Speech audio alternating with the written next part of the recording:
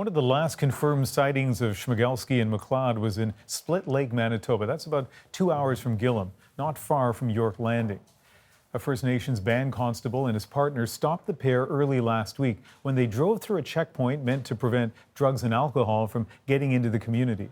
Albert Saunders described what happened next. I told him, you're supposed to stop when there's a person standing outside and lights flashing. And all they said was, sorry, that driver was saying that. And the next thing I said was, well, I want to do a quick search. And they said, okay. And then that's when I noticed that they were looking at each other. The passenger was looking at his driver. They seemed paranoid, nervous, scared.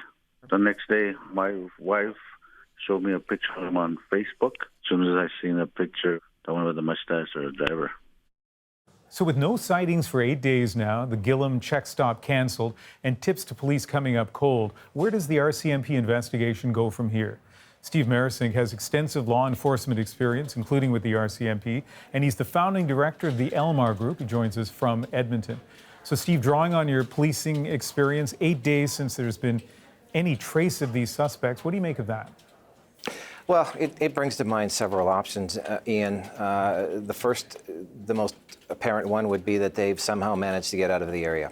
I found it odd that they destroyed a vehicle without having a replacement vehicle there for it.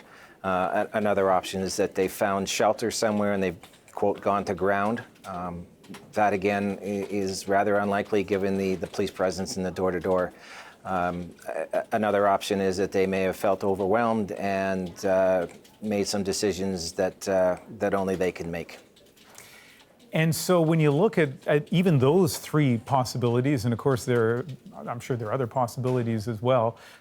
You know, you were at the RCMP for a long time. How do you think the Mounties are conducting their investigation from this point onward?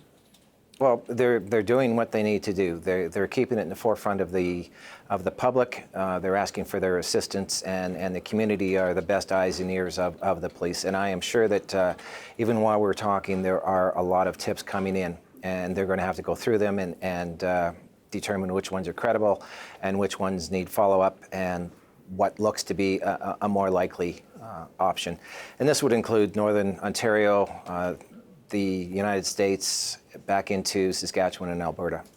Yeah, that's a wide area, but the police have actually said that they could be, those two suspects could be anywhere. Steve, thank you very much for your insights. Thank you, Ian. And to that point, when police said today they've received over 260 tips, they also added that none of them put Schmegelsky and McLeod outside the Gillam area, and said once again that it's possible the pair did manage to slip away.